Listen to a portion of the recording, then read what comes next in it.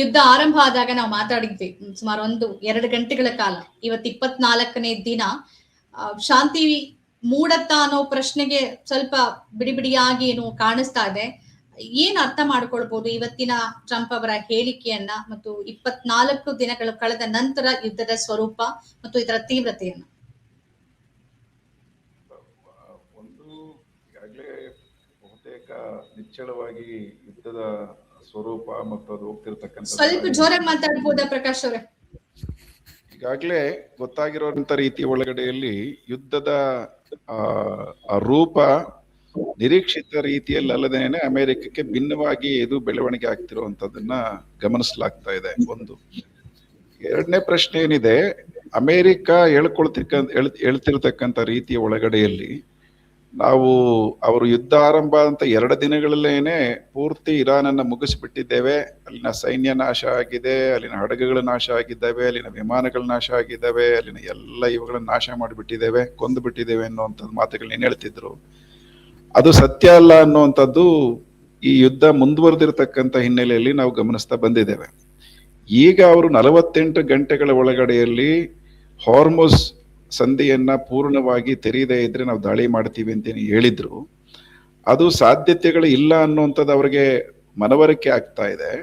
ಮತ್ತು ಜಾಗತಿಕವಾಗಿ ಬೆಳೀತಾ ಇರತಕ್ಕಂಥ ಅಮೆರಿಕದ ವಿರುದ್ಧ ಮತ್ತು ಇಸ್ರೇಲ್ನ ವಿರುದ್ಧವಾದಂಥ ಅಭಿಪ್ರಾಯಗಳು ಮತ್ತು ಸ್ವತಃ ಅಮೆರಿಕದ ಒಳಗಡೆಯಲ್ಲಿ ಬೆಳೀತಾ ಇರ್ತಕ್ಕಂಥ ಯುದ್ಧ ವಿರೋಧಿ ಅಭಿಪ್ರಾಯಗಳು ಮತ್ತು ಅಮೆರಿಕ ಈ ಯುದ್ಧದಲ್ಲಿ ಯಾವ ಪ್ರಗತಿಯನ್ನು ಸಾಧಿಸಬೇಕಾಗಿತ್ತು ಅದು ಸಾಧಿಸಲಿಕ್ಕೆ ಆಗದೇ ಇರತಕ್ಕಂಥ ಅದರ ಇತಿಮಿತಿಗಳು ಇವೆಲ್ಲವೂ ಕೂಡ ಸೇರ್ಕೊಂಡು ಬಹುಶಃ 5 ದಿನಗಳ ನಂತರ ನಾವು ನೋಡ್ತೀವಿ, 5 ದಿನಗಳ ಸಮಯ ಕಾಯ್ತೀವಿ ಅಂತೇಳಿ ಹೇಳ್ತಿದ್ದಾರೆ.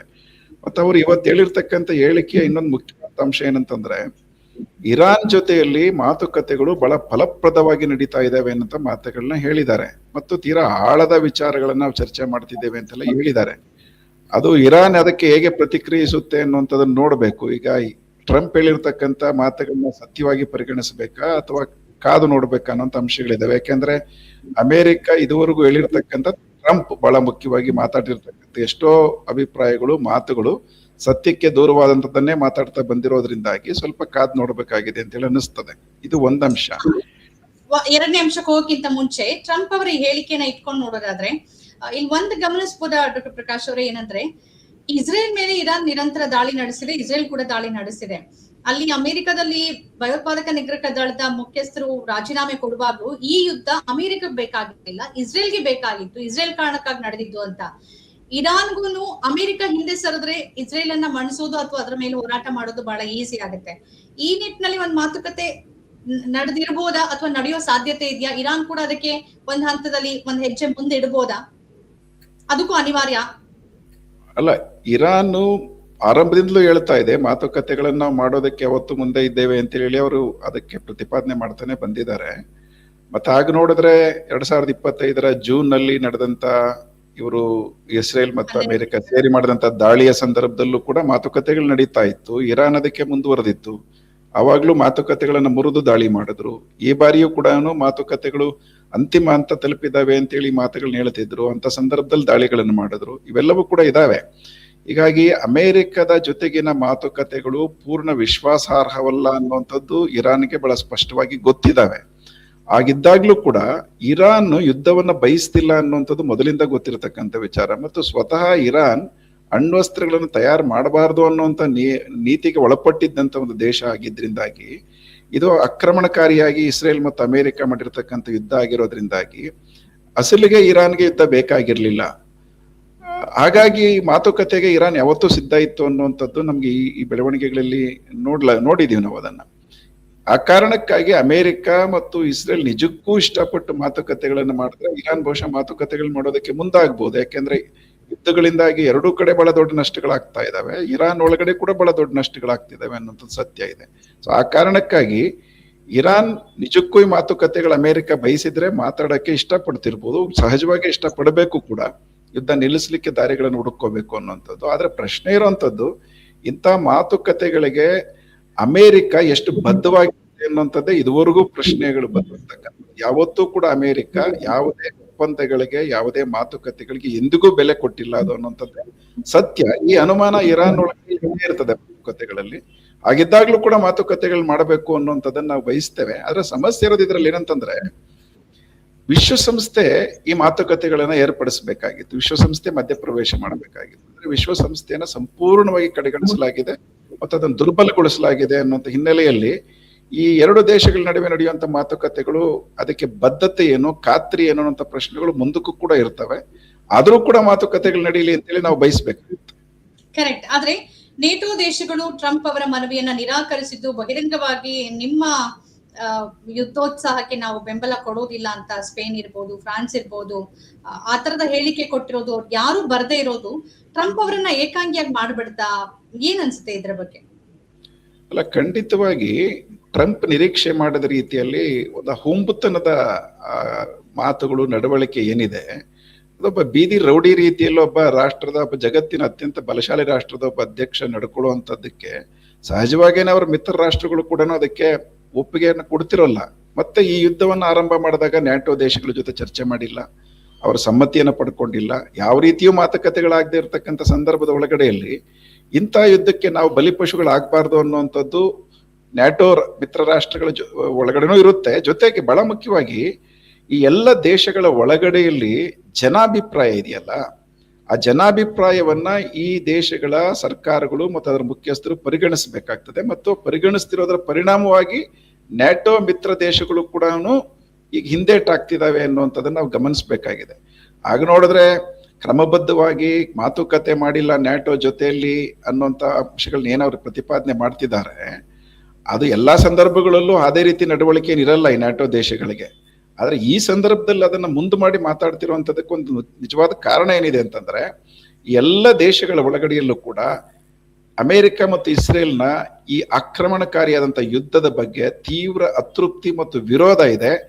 ಹೀಗಾಗಿ ಆ ಸರ್ಕಾರಗಳು ಈ ನಿಲುವಿಗೆ ಬರಬೇಕಾಗಿದೆ ಅನ್ನೋದನ್ನ ನಾವು ಗಮನಿಸಬೇಕು. ಜೊತೆಗೆ ಈ ಯುದ್ಧದಿಂದಾಗಿ ಯಾರಿಗೂ ತಕ್ಷಣ ಪ್ರಯೋಜನ ಆಗೋದಿಲ್ಲ ಇದರೊಳಗಡೆಯಲ್ಲಿ, ಎಕ್ಸೆಪ್ಟ್ ಅಮೆರಿಕ ಮತ್ತು ಇಸ್ರೇಲ್ಗೆ ಹೊರತುಪಡಿಸಿ ಬೇರೆ ಯಾವ ದೇಶಗಳಿಗೂ ಇದರಲ್ಲಿ ಸ್ಟೇಕ್ಸ್ ಇಲ್ಲ. ಹಾಗಾಗಿನೂ ಅವರು ಲೆಕ್ಕಾಚಾರ ಮಾಡ್ತಿರ್ತಾರೆ. ಮತ್ತೆ ಆಗ ನೋಡಿದ್ರೆ ನಷ್ಟಕ್ಕೊಳಗಾಗ್ತಾರೆ ಅವರು. ಯಾಕೆಂದ್ರೆ ಬಹುಶಃ ಹಾರ್ಮುಜ್ ಸಂಧಿಯನ್ನ ಇವರು ತಡಿದೇ ಇದ್ದಿದ್ರೆ ಪರಿಸ್ಥಿತಿ ಬೇರೆ ರೀತಿ ಇರ್ತಿತ್ತೇನೋ ಗೊತ್ತಿಲ್ಲ. ಸೊ ಹಾಗಾಗಿ ಈ ಎಲ್ಲಾ ದೇಶಗಳು ತೈಲದ ಸಮಸ್ಯೆಗಳಿಗೆ ಸಿಕ್ಕಾಕೊಳ್ತಿದ್ದಾವೆ. ಅದರ ಪರಿಣಾಮ ಅವರ ದೇಶಗಳ ಒಳಗಡೆಯಲ್ಲಿ ಆಂತರಿಕವಾಗಿ ಜನಾಭಿಪ್ರಾಯ ವಿರುದ್ಧವಾಗಿ ರೂಪುಗೊಳ್ಳುವಂತ ಸಾಧ್ಯತೆಗಳಿದಾವೆ. ಎಲ್ಲ ಕಾರಣಕ್ಕಾಗಿ ನ್ಯಾಟೋ ದೇಶಗಳು, ಸುಮಾರು ದೇಶಗಳು ಆ ತೀರ್ಮಾನಕ್ಕೆ ಬಂದಿರೋ ಸಾಧ್ಯತೆಗಳು ಇದಾವೆ ಅನ್ನುವಂಥದ್ದು ಒಂದು. ಆದ್ರೆ ಇಸ್ರೇಲ್ನ ಪ್ರಶ್ನೆ ಏನಿದೆ ಇದರೊಳಗಡೆಯಲ್ಲಿ, ಇಸ್ರೇಲ್ ನ ಹಿತಾಸಕ್ತಿ ಇದೆಯಲ್ಲ, ಅದೊಂದು ಸಣ್ಣ ದೇಶ ಆಗ ನೋಡಿದ್ರೆ. ಈ ಸಣ್ಣ ದೇಶದ ಹಿತಾಸಕ್ತಿಗಾಗಿ ಅಮೆರಿಕ ಯಾಕೆ ಇಷ್ಟೊಂದು ಮಾಡ್ಕೋಬೇಕು ಅಂತೇಳಿ, ಈಗ ಅಮೆರಿಕದ ಒಳಗಡೆಯಲ್ಲಿ ಅತೃಪ್ತಿ ಬೆಳೆದಿದೆ. ನೀವು ಹೇಳದಂಗೆ ಅದರ ಇಂಟೆಲಿಜೆನ್ಸ್ ಚೀಫ್ ರಾಜೀನಾಮೆ ಕೊಟ್ಟು ಹೋಗಿದ್ದಾರೆ, ಇತ್ಯಾದಿ ಅಂಶಗಳೆಲ್ಲ ಇದಾವೆ. ಬಹಳ ದೊಡ್ಡ ಪ್ರತಿರೋಧ ಅಮೆರಿಕದ ಒಳಗಡೆ ಕೂಡ ಬರ್ತಿದೆ ಟ್ರಂಪ್ ವಿರುದ್ಧ. ಆದ್ರೆ ಟ್ರಂಪ್ ರೆಪ್ರೆಸೆಂಟ್ ಮಾಡುವಂತ ಅಮೆರಿಕದ ಕಾರ್ಪೊರೇಟ್ ಹಿತಾಸಕ್ತಿಯನ್ನ, ಮಲ್ಟಿನ್ಯಾಷನಲ್ ಕಾರ್ಪೊರೇಟ್ಗಳ ಲಾಭದ ಹಿತಾಸಕ್ತಿಯನ್ನ, ಈ ಅಮೆರಿಕದ ಕಾರ್ಪೊರೇಟ್ ಹಿತಾಸಕ್ತಿಗಳು ಮತ್ತು ಇಸ್ರೇಲ್ನ ಈ ಮಿಲಿಟರಿ ಮತ್ತು ಇತರೆ ವ್ಯಾಪಾರದ ಹಿತಾಸಕ್ತಿಗಳು ಒಂದಕ್ಕೊಂದು ಜೋಡಿಸ್ಕೊಂಡಿದ್ದಾವೆ. ಹೀಗಾಗಿ ಇಸ್ರೇಲ್ನ ಬಳಸಿ ಈ ಮಧ್ಯ ಏಷ್ಯಾದ ಒಳಗಡೆಯಲ್ಲಿ ತೈಲ ನಿಯಂತ್ರಣ ಮಾಡಬೇಕು ಅನ್ನುವಂತ ಲಾಬಿ, ಹಾಗೇನೆ ಯುದ್ಧಗಳ ನಿರಂತರವಾಗಿ ಮಾಡೋದಕ್ಕೆ ಇಸ್ರೇಲ್ ಒಂದು ಆಯುಧವಾಗಿ ಬಳಕೆ ಆಗ್ತದೆ. ಮತ್ತು ನಿತ್ಯ ನಿರಂತರ ಯುದ್ಧಗಳು ನಡೆಸ್ತಾ ಇದ್ರೆ ಮಾತ್ರನೇ ಅಮೆರಿಕದ ಮಿಲಿಟರಿ ಇಂಡಸ್ಟ್ರಿಯಲ್ ಕಾಂಪ್ಲೆಕ್ಸ್ಗಳ ಬಂಡವಾಳದಾರರಿಗೆ ಲಾಭ ಅನ್ನುವಂತ ಈ ನಂಟಿದೆಯಲ್ಲ, ಈ ಸಾಮ್ರಾಜ್ಯಶಾಹಿ ನಂಟು, ಈ ನಂಟಿನ ಪರಿಣಾಮವಾಗಿಯೇ ಟ್ರಂಪ್ ಕೂಡ ಇಂಥ ಸಾಹಸಕ್ಕೆ, ಉಚಿತನಕ್ಕೆ ಮುಂದಾಗಿದ್ದಾರೆ ಅನ್ನುವಂಥದ್ದನ್ನ ನೋಡ್ಬೇಕು. ಈಗ ಎರಡು ಒಂದಕ್ಕೊಂದು ಬೆಸ್ಕೊಂಡಿದಾವೆ. ಓಕೆ ಓಕೆ ಪ್ರಕಾಶ್ ಅವರು, ಇನ್ನೊಂದು ಎರಡು ವಿಚಾರಗಳನ್ನ ಸಂಕ್ಷಿಪ್ತವಾಗಿ ನಾವು ಚರ್ಚೆ ಮಾಡೋದಾದ್ರೆ, ಚಿನ್ನ ನಿಮ್ಗೆ ಆಸಕ್ತಿ ಇಲ್ಲ, ಆದ್ರೆ ಒಂದು ಇನ್ವೆಸ್ಟ್ಮೆಂಟ್ ಅಂತ ನೋಡೋದಾದ್ರೆ, ಯಾವಾಗ್ಲೂ ಯುದ್ಧದ ಸಂದರ್ಭದಲ್ಲಿ, ಅದು 70ರ ದಶಕದಿಂದ ನಾವು ನೋಡ್ಕೊಂಡ್ ಬರ್ತಿದೀವಿ, ಚಿನ್ನದ ರೇಟ್ ಜಾಸ್ತಿ ಆಗ್ತಾ ಇತ್ತು ಯುದ್ಧದ ಸಂದರ್ಭದಲ್ಲಿ. ಆದ್ರೆ ಈಗ ಕಡಿಮೆ ಆಗಿದೆ ಮೊದಲ ಬಾರಿಗೆ ಅಂತ ವಿಶ್ಲೇಷಕರು ಹೇಳ್ತಾರೆ. ಇವತ್ತೊಂದೇ ದಿನ 1000 ರೂಪಾಯಿ ಕಡಿಮೆ ಆಗಿದೆ. ಇನ್ನೂ ಯುದ್ಧ ಮುಂದುವರೆದ್ರೆ ಕಡಿಮೆ ಆಗ್ಬಹುದು, ಇಲ್ಲ ಅಂತಂದ್ರೆ ಜಾಸ್ತಿ ಆಗ್ಬಹುದು ಅಂತ. ಇದು ಯಾಕೆ ಹಿಂಗ ಆಗ್ತಾ ಇದೆ? ಇದ್ರ ಬಗ್ಗೆ ಏನಾದ್ರು ಹೇಳ್ಬೋದಾ? ಮುಖ್ಯವಾದ ಪ್ರಶ್ನೆ. ಕಡಿಮೆ ಆಗಿರೋದು ಬಹಳ ಅತ್ಯಲ್ಪ ಕಡಿಮೆ, ಅದು ತುಂಬಾ ಕುಸಿದೋಗಿದೆ ಅಂತ ಹೇಳಕ್ ಬರಲ್ಲ. ಆದ್ರೆ ನಿರೀಕ್ಷೆ ಮಾಡ್ಲಾಗ್ತಾ ಇದೆ ಮುಂದಕ್ಕೆ ಮತ್ತಷ್ಟು ಕುಸಿಬಹುದು ಅಂತ ಹೇಳಿ. ಕುಸಿಯುತ್ತಾ ಇಲ್ವಾ ಅನ್ನುವಂಥದ್ದನ್ನ ನೋಡ್ಬೇಕು ನಾವು. ಅದ್ರಲ್ಲಿ ಮುಖ್ಯವಾಗಿರೋ ಪ್ರಶ್ನೆ ಏನು, ಯುದ್ಧದ ಪರಿಣಾಮವಾಗಿ ಇಡೀ ಜಗತ್ತಿನ ಆರ್ಥಿಕತೆ ಎಲ್ಲ ದೇಶಗಳ ಒಳಗಡೆಯಲ್ಲೂ ಕೂಡ ಸಂಕಷ್ಟಕ್ಕೆ ಒಳಗಾಗುವಂತ ಪರಿಸ್ಥಿತಿ ಬರ್ತಾ ಇದೆ. ಅದು ಏಕಪರಿಣಾಮ, ತೈಲದ ಕೊರತೆ ಮಾತ್ರ ಅಲ್ಲ, ಅದು ತೈಲದ ಪರಿಣಾಮವಾಗಿ ಅದಕ್ಕೆ ಸಂಬಂಧಪಟ್ಟಂತ ಉಪ ಉತ್ಪನ್ನಗಳೇನಿದಾವೆ ಅದನ್ನು ಅವಲಂಬಿಸಿರ್ತಕ್ಕಂಥ ಟೆಕ್ಸ್ಟೈಲ್ ಇರ್ಬೋದು, ಕೃಷಿ ಇರ್ಬೋದು, ಔಷಧಿ ಕ್ಷೇತ್ರ ಇರ್ಬೋದು, ಸಾರಿಗೆ, ಎಲ್ಲ ಕ್ಷೇತ್ರಗಳು ಇದೊಂಥರ ಮಲ್ಟಿಪ್ಲೇಯರ್ ಎಫೆಕ್ಟ್ ಅಂತ ಹೇಳ್ತೀವಲ್ಲ, ಆ ರೀತಿ ಎಲ್ಲ ದೇಶಗಳಲ್ಲೂ ಸಂಭವಿಸ್ತಾ ಇರೋದ್ರಿಂದಾಗಿ ಸಹಜವಾಗಿಯೇ ಹಣದುಬ್ಬರ ತೀವ್ರವಾಗಿ ಹೆಚ್ಚಳಾಗ್ತದೆ, ಬೆಲೆ ಏರಿಕೆ ವಿಪರೀತ ಆಗ್ತದೆ. ಬೆಲೆ ಏರಿಕೆಯನ್ನ, ಹಣದುಬ್ಬರವನ್ನ ತಡೆಗಟ್ಟಲಿಕ್ಕೆ ಎಲ್ಲ ದೇಶಗಳ ಬ್ಯಾಂಕ್ಗಳು ಅವರ ರಿಸರ್ವ್ಸ್ ಏನಿರ್ತವೆ ಅದರೊಳಗಡೆಯಲ್ಲಿ ಅವರು ಬಡ್ಡಿಯನ್ನ ಹೆಚ್ಚು ಮಾಡ್ತಾರೆ ಅನ್ನುವಂತ ಒಂದು ಆಸಕ್ತಿ ಮೂಡ್ತದೆ ಇದರೊಳಗಡೆಯಲ್ಲಿ. ಇಂಥ ಸಂದರ್ಭಗಳಲ್ಲಿ ಬಂಡವಾಳದಾರರು ಅಥವಾ ಹಣ ಇರುವಂತವರು ಅವರ ಹಣವನ್ನ ಸೇಫ್ ಇವುಗಳಲ್ಲಿ ಹೂಡಿಕೆ ಮಾಡಬೇಕು ಅಂತೇಳಿ ಬಯಸ್ತಾರೆ. ಸೇಫ್ ಹೂಡಿಕೆ ಯಾವುದು ಇದುವರೆಗೂ? ಅದು ಗೋಲ್ಡ್ ಆಗಿತ್ತು. ಯಾಕೆ ಅಂತಂದ್ರೆ ಜಾಗತಿಕವಾಗಿ ಡಾಲರ್ ಮತ್ತು ಇತರೆ ಕರೆನ್ಸಿಗಳ ನಡುವೆ ಬಂದಿದ್ದಂತ ಹಲವಾರು ಸಮಸ್ಯೆಗಳು, ಡಾಲರ್ ಮೇಲೆ ಹೆಚ್ಚಾಗ್ತಿದ್ದಂತ ಅಪನಂಬಿಕೆಗಳು, ಮತ್ತು ಅದು ಒಂದು ಇರಾನ್ನ ಯುದ್ಧದ ಜೊತೆಲಿ ಇರ್ತಕ್ಕಂಥ ಇನ್ನೊಂದು ಮುಖ್ಯವಾದಂತ ಅಂಶ ಕೂಡ, ಅದು ಕೂಡ ಡಾಲರ್ನ ದುರ್ಬಲಗೊಳಿಸ್ತಕ್ಕಂಥ ಒಂದು ಪ್ರಶ್ನೆ ಅದರಲ್ಲಿ ಇತ್ತು. ಹೀಗಾಗಿ ಈ ಎಲ್ಲ ಹಿನ್ನೆಲೆಯಲ್ಲಿ ಬಂಡವಾಳದಾರರು, ಹೂಡಿಕೆದಾರರು ಚಿನ್ನದ ಮೇಲೆ ಅಥವಾ ಅಂತ ವಸ್ತುಗಳ ಮೇಲೆ ಹೂಡಿಕೆಯನ್ನ ಮಾಡ್ತಾ ಇದ್ರು. ಹಾಗಾಗಿ ಚಿನ್ನದ ಮೇಲೆ ವಿಪರೀತ ಹೆಚ್ಚಾಗ್ತಾ ಇತ್ತು.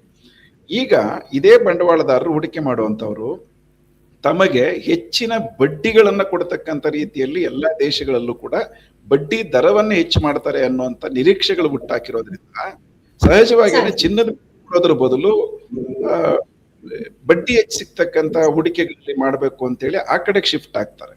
ಆ ರೀತಿ ಶಿಫ್ಟ್ ಆಗ್ಬೋದು ಅನ್ನೋಂತ ಒಂದು ಮಾತಿದೆಯಲ್ಲ, ಅದು ಸಹಜವಾಗಿಯೇ ಚಿನ್ನದ ಮೇಲೆ ಹೂಡುವಂತದ್ರ ಬದಲು ಹೆಚ್ಚಿನ ಬಡ್ಡಿಯ ಹೂಡಿಕೆಗಳಲ್ಲಿ ತೊಡಗಿಸಬಹುದು, ಬಾಂಡ್ಗಳಲ್ಲಿ, ಇತರ ಇವುಗಳಲ್ಲಿ ತೊಡಗಿಸಬಹುದು ಅನ್ನುವಂತ ಇವುಗಳನ್ನ ಹುಟ್ಟಾಕಿದೆ ಜಾಗತಿಕವಾಗಿ. ಅದರ ಪರಿಣಾಮವಾಗಿ ಸ್ವಲ್ಪ ಕುಸಿತ ಆಗಿದೆ. ಬಹುಶಃ ಇದು ಹೀಗೆ ಮುಂದುವರಿಯುತ್ತಾ ಗೊತ್ತಿಲ್ಲ, ಯಾವ್ಯಾವ ದೇಶಗಳು ಬಡ್ಡಿಯನ್ನ ಹೆಚ್ಚು ಮಾಡ್ತವೆ, ಮಾಡಲ್ಲ, ಇವೆಲ್ಲವುಗಳ ಮೇಲೆ ಅದು ನಿಂತ್ಕೊಳ್ಳುತ್ತೆ. ಬಟ್ ಇದು ಕಾರಣ ಅದು ಅನ್ನುವಂಥದ್ದು ನಾವು ಗಮನಿಸಬೇಕು. ಇನ್ನ ಭಾರತದ ದೃಷ್ಟಿಕೋನದಿಂದ ನೋಡಿದ್ರೆ ಇವತ್ತು ಪ್ರಧಾನಿಯವರು ಮಾತಾಡಿದ್ದಾರೆ, ಎಷ್ಟೇನ ಮಾತಾಡಿರ್ಲಿಲ್ಲ, ಇವತ್ತು ಮಾತನಾಡಿದ್ದಾರೆ. ಹೋರ್ಮುಜ್ ಕಣಿವೆಯನ್ನು ಸಂಪೂರ್ಣವಾಗಿ ಬಂದ್ ಮಾಡ್ತೀವಿ ಅನ್ನೋದನ್ನ ಅವರು ಸ್ವೀಕಾರಾರ್ಹವಲ್ಲ ಅಂತ ಅದನ್ನ ಖಂಡಿಸಿದ್ದಾರೆ. ಮತ್ತು ಶಾಂತಿ ಮಾತುಕತೆ ಬಗ್ಗೆ ಮಾತಾಡಿದ್ದಾರೆ, ಮಧ್ಯಸ್ಥಿಕೆ ಬಗ್ಗೆ ಮಾತಾಡಿದ್ದಾರೆ, ತುರ್ತು ಸಚಿವ ಸಂಪುಟ ಸಭೆ ಮಾಡಿದ್ದಾರೆ. ಈ ಬಗ್ಗೆ ಏನ್ ಹೇಳ್ಬೋದು ತಾವು, ಪಾಯಿಂಟ್ ಆಫ್ ವ್ಯೂ? ಭಾರತ ಸರ್ಕಾರ ಒಂದು ಸಕಾರಾತ್ಮಕವಾದಂತ ಮತ್ತು ನಿರ್ಣಾಯಕವಾದಂತ ಮಧ್ಯಪ್ರವೇಶವನ್ನ ಮಾಡಬೇಕಾಗಿದ್ದಂತ ಸಂದರ್ಭದಲ್ಲಿ ಮಾಡದ ಅವಕಾಶವನ್ನ ಸಂಪೂರ್ಣವಾಗಿ ಕಳ್ಕೊಂಡಿದೆ. ಇದು ನಾವು ಗಮನಿಸಬೇಕಾಗಿರೋದು. ಮತ್ತು ಭಾರತದ ಚಾರಿತ್ರಿಕವಾದಂತ ನಿಲುವುಗಳೇನಿತ್ತು, ನಾವು ಆರಂಭದಿಂದಲೂ ಕೂಡ ಪ್ಯಾಲೆಸ್ಟೈನ್ನ ಪರವಾಗಿದ್ದಂತ ಭಾರತದ ಜನ, ಭಾರತದ ಸರ್ಕಾರ ಅದಕ್ಕೆ ತದ್ವಿರುದ್ಧವಾದಂತ ರೀತಿಯ ಒಳಗಡೆಯಲ್ಲಿ ಭಾರತದ ಮೋದಿ ಸರ್ಕಾರ ಇವತ್ತು ಇಸ್ರೇಲ್ನ ಜೊತೆಯಲ್ಲಿ, ಅಮೆರಿಕದ ಜೊತೆಯಲ್ಲಿ ನಿಂತದ್ರ ಪರಿಣಾಮವಾಗಿ ಜಾಗತಿಕವಾಗಿ ನಾವು ಒಂದು ರೀತಿ ಅಪಹಾಸ್ಯಕ್ಕೊಳಗಾಗಿದ್ದೇವೆ, ನಾವು ಅಪನಂಬಿಕೆಗೊಳಗಾಗಿದ್ದೇವೆ. ಭಾರತದ ವಿದೇಶಾಂಗ ನೀತಿಯನ್ನ ನೆಲಕಚ್ಚುವಂತ ರೀತಿಯಲ್ಲಿ ಮೋದಿ ಸರ್ಕಾರ ಮಾಡಿಬಿಟ್ಟಿದೆ. ಈಗ ಅವರು ಮಾಡ್ತಿರ್ತಕ್ಕಂಥ ಪ್ರಯತ್ನಗಳು ಮಾಡಬೇಕು ಅಂತ ನಾವು ಒತ್ತಾಯ ಮಾಡ್ತೇವೆ. ಆದ್ರೆ ಮಾಡುವಾಗ ನೀವು ಯಾರನ್ನ ಒತ್ತಾಯ ಮಾಡ್ತೀರಿ ಅನ್ನೋಂಥ ಪ್ರಶ್ನೆ ಇದೆ. ಈಗ ನೀವು ಇದುವರೆಗಿನ ಮೋದಿಯವರ ಹೇಳಿಕೆಗಳು, ಅವರ ಮಧ್ಯಪ್ರವೇಶದ ಮಾತುಗಳು ಇವನ್ನ ಗಮನಿಸಿದ್ರೆ ನೀವು, ಅವರು ಇರಾನನ್ನ ಒತ್ತಾಯ ಮಾಡ್ತಿದ್ದಾರೆ. ನೀವು ಇರಾನ್ ಮಾಡ್ತಿರ್ತಕ್ಕಂಥ ಕೃತ್ಯಗಳ ಬಗ್ಗೆ ಖಂಡಿಸ್ತಾ ಇದ್ದಾರೆ. ಇರಾನ್ ಮೇಲೆ ಆಗಿರ್ತಕ್ಕಂಥ ದಾಳಿಗಳ ಬಗ್ಗೆ ಆಗ್ಲಿ, ಇಸ್ರೇಲ್ ಮತ್ತು ಅಮೆರಿಕ ವಿನಾಕಾರಣ ಮಾಡಿದಂಥ ದುಂಡಾವರ್ತನೆ ಬಗ್ಗೆ ಆಗ್ಲಿ ಅವ್ರು ಖಂಡನೆ ಮಾಡಕ್ಕೆ ಹೋಗಿಲ್ಲ. ಇಂಥ ಎಲ್ಲ ಹಿನ್ನೆಲೆಗಳು ಭಾರತದ ಮೋದಿ ಸರ್ಕಾರಕ್ಕಿದೆ. ಇಂಥ ಸಂದರ್ಭದಲ್ಲಿ ಯುದ್ಧ ನಿಲ್ಲಿಸಬೇಕು ಅನ್ನುವಂಥ ಪ್ರಶ್ನೆ ಇರಾನ್ಗೆಲ್ಲ ಹೇಳಬೇಕಾಗಿರುವಂಥದ್ದು. ಅಮೆರಿಕ ಮತ್ತು ಇಸ್ರೇಲ್ಗೆ ದೃಢವಾಗಿ, ಸ್ಪಷ್ಟವಾಗಿ, ಧೈರ್ಯವಾಗಿ ಹೇಳಬೇಕಾದಂತ ಅಗತ್ಯ ಭಾರತದ ಮೋದಿ ಸರ್ಕಾರಕ್ಕಿದೆ. ಆದ್ರೆ ಆ ಮಾತನ್ನ ಅವ್ರು ಇನ್ನೂ ಸ್ಪಷ್ಟವಾಗಿ, ಧೈರ್ಯವಾಗಿ ಹೇಳಲಿಲ್ಲ. ಇರಾನ್ ಹೊರ್ಮುಜ್ ಸಂಧಿಯನ್ನ ನಿಯಂತ್ರಣ ಮಾಡ್ತಿರುವಂತದನ್ನ ಬಿಡುಗಡೆ ಮಾಡಿ ತೆಗಿಬೇಕು ಅಂತ ಹೇಳ್ತಿದೆಯೇ ಹೊರತು ಈ ಯುದ್ಧಕ್ಕೆ ಕಾರಣ ಆಗಿರ್ತಕ್ಕಂಥ ಅಮೆರಿಕ ಮತ್ತು ಇಸ್ರೇಲ್ನ ಕೃತ್ಯವನ್ನ ಸ್ಪಷ್ಟವಾಗಿ ಖಂಡಿಸ್ತಾ ಇಲ್ಲ. ನೀವು ಅದನ್ನು ಖಂಡಿಸ್ತೇನೆ ಇರಾನ್ ನಮಗೆ ಆಪ್ತ ರಾಷ್ಟ್ರವಾಗಿದ್ದಂಥದ್ದು. ಬಹುಶಃ ಇವರು ಮೊದಲು ಅದನ್ನ ತಮ್ಮ ಹೆಚ್ಚುಗಾರಿಕೆ ಅಂತ ಪ್ರಚಾರ ಮಾಡ್ಕೊಂಡಿದ್ರು. ಇರಾನ್ ಜೊತೆಯಲ್ಲಿ ತೈಲ ಒಪ್ಪಂದ ಮಾಡ್ಕೊಳ್ಳುವಾಗ ರೂಪಾಯಿಯನ್ನ ಅವರು ಒಪ್ಕೊಂಡು ನಮ್ಮ ಜೊತೆಲಿ ವ್ಯಾಪಾರಕ್ಕೆ ಅವರು ಬಂದಿದ್ರು, ರೂಪಾಯಿನ ಅವರು ಮಾನ್ಯ ಮಾಡಿದ್ರು. ಅಂತ ಒಂದು ದೇಶವನ್ನ ಏಕ್ದಮ್ ಬೀದಿಯಲ್ಲಿ ಬಿಸಾಕದಂಗೆ ಕಡೆಗಣಿಸಿ ಇಸ್ರೇಲ್ನಂತ ಒಂದು ಕ್ರೂರ ದೇಶದ ಜೊತೆಯಲ್ಲಿ ನಿಂತ್ಕೊಂಡ್ಬಿಟ್ಟಿದೆಯಲ್ಲ, ಇದು ಭಾರತದ ಈ ವಿದೇಶಾಂಗ ನೀತಿಯ ವಿಚಾರದಲ್ಲಿ ಮೋದಿಯವರ ಪ್ರಯತ್ನಗಳನ್ನ ಅನುಮಾನದಿಂದಲೇ ನೋಡುವಂತ ಪರಿಸ್ಥಿತಿಯನ್ನ ಉಂಟು ಮಾಡಿದೆ. ನಾವು ಕೇಳುವಂಥದ್ದು ಮೋದಿ ಸರ್ಕಾರ ಬಹಳ ಸ್ಪಷ್ಟವಾಗಿ ಒಂದು ಪಾತ್ರ ನಿರ್ವಹಿಸಲಿಕ್ಕೆ ಸಾಧ್ಯತೆಗಳಿದೆ. ಯಾಕೆಂದ್ರೆ ಭಾರತ ಅನ್ನುವಂಥದ್ದು 145 ಕೋಟಿ ಜನಸಂಖ್ಯೆ ಇರತಕ್ಕಂಥ ಒಂದು ಬೃಹತ್ ರಾಷ್ಟ್ರ. ಸಮಸ್ಯೆ ಇಲ್ಲಿ ಏನಿದೆ ಅಂತ ನೀವು ಗಮನಿಸಬೇಕು. ಭಾರತ ಸರ್ಕಾರ ಮೋದಿ ಆಡಳಿತಕ್ಕೆ ಬಂದ ಮೇಲೆ 2 ಮುಖ್ಯವಾದಂತ ಒಪ್ಪಂದಗಳನ್ನು ಸಹಿ ಹಾಕಿದ್ದಾರೆ. ಒಂದು ಕ್ವಾಡ್, ಅಮೆರಿಕ, ಆಸ್ಟ್ರೇಲಿಯಾ, ಜಪಾನ್ ಇವುಗಳ ಜೊತೆಲಿ ಇರ್ತಕ್ಕಂಥ ಒಂದು ಕ್ವಾಡ್ ಒಪ್ಪಂದ. ಎರಡನೇದು I2U2 ಅನ್ನೋ ಇನ್ನೊಂದು ಒಪ್ಪಂದಕ್ಕೆ ಸಹಿ ಹಾಕಿದೆ. I2 ಅಂತಂದ್ರೆ ಇಂಡಿಯಾ ಮತ್ತು Israel, Saudi Arabia, United Arab Emirates ಮತ್ತು ಯುನೈಟೆಡ್ ಸ್ಟೇಟ್ಸ್ ಆಫ್ ಅಮೆರಿಕಾ. ಈ 4 ದೇಶಗಳ ನಡುವಿನ ಒಪ್ಪಂದ ಇದೆಯಲ್ಲ, ಇದು ಮಿಲಿಟರಿ ಮತ್ತು ವ್ಯಾಪಾರದ ವ್ಯೂಹಾತ್ಮಕ ಒಪ್ಪಂದಗಳಲ್ಲಿ ಒಂದು. ಅದರ ಪರಿಣಾಮವಾಗಿ ಮೋದಿ ಸರ್ಕಾರ ಸತತವಾಗಿ ಇಸ್ರೇಲ್ ಮತ್ತು ಅಮೆರಿಕದ ಜೊತೆ ನಿಂತ್ಕೊಳ್ತಾ ಇದೆಯೇ ಹೊರತು ಇರಾನ್ ಜೊತೆಯಲ್ಲಿ ನಿಲ್ತಾ ಇಲ್ಲ. ಇದರ ಪರಿಣಾಮ ದೀರ್ಘಾವಧಿಯಲ್ಲಿ ನಾವು ಅನುಭವಿಸಬೇಕಾಗಿ ಬರ್ತದೆ. ಆದ್ರಿಂದ ಈಗಲಾದ್ರೂ ಎಚ್ಚೆತ್ತುಕೋಬೇಕು ಸರ್ಕಾರ, ಸ್ಪಷ್ಟವಾದ ನಿಲುವುಗಳನ್ನು ತಗೋಬೇಕು. ಇರಾನ್ ಅನ್ನ ಒತ್ತಾಯ ಮಾಡೋ ಸಂದರ್ಭದಲ್ಲೇನೆ ಯುದ್ಧ ನಿಲ್ಲಿಸಬೇಕು, ಹೋರ್ಮುಜ್ ಸಂಧಿಯನ್ನು ತೆಗಿಬೇಕು ಅಂತ ಹೇಳುವಾಗ್ಲೇನೆ ಅಮೆರಿಕ ಮತ್ತು ಇಸ್ರೇಲ್ಗೆ ಸ್ಪಷ್ಟವಾದ ಮಾತುಗಳಲ್ಲಿ ಹೇಳಬೇಕು, ನೀವು ಯುದ್ಧವನ್ನು ನಿಲ್ಲಿಸಬೇಕು ಅಂತ ಹೇಳಿ. ಆ ಧೈರ್ಯವನ್ನ ಸರ್ಕಾರ ತೋರಿಸ್ಬೇಕು ಅಂತೇಳಿ ನಾನು ಕೇಳುವಂಥದ್ದು. ತೋರಿಸ್ತಾರ ಅನ್ನೋದು ಪ್ರಶ್ನೆ, ಅದಕ್ಕೆ ಉತ್ತರ ಸಿಗತ್ತೆ ಅನ್ನೋ ನಂಬಿಕೆ ಕೂಡ ಬಹಳ ಕಷ್ಟನೇ. ಡಾಕ್ಟರ್ ಪ್ರಕಾಶ್ ಅವರೇ, ಇಷ್ಟೊತ್ತು ಈ ವಿಚಾರದ ಬಗ್ಗೆ ತಮ್ಮ ಪಾಯಿಂಟ್ ಆಫ್ ವ್ಯೂ ನಮ್ಮ ಜೊತೆಗೆ ಹಂಚ್ಕೊಂಡ್ರಿ. ಧನ್ಯವಾದಗಳು ತಮಗೆ. ನಮಸ್ಕಾರ. Thank you.